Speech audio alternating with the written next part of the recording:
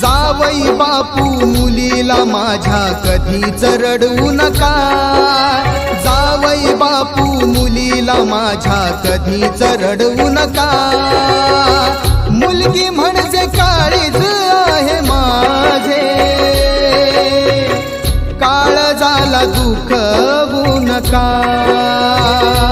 माझ्या काळजाला दुखवू नका।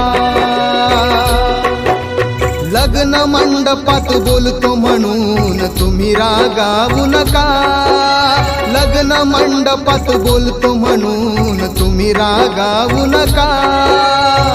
मुलगी म्हणजे काळीज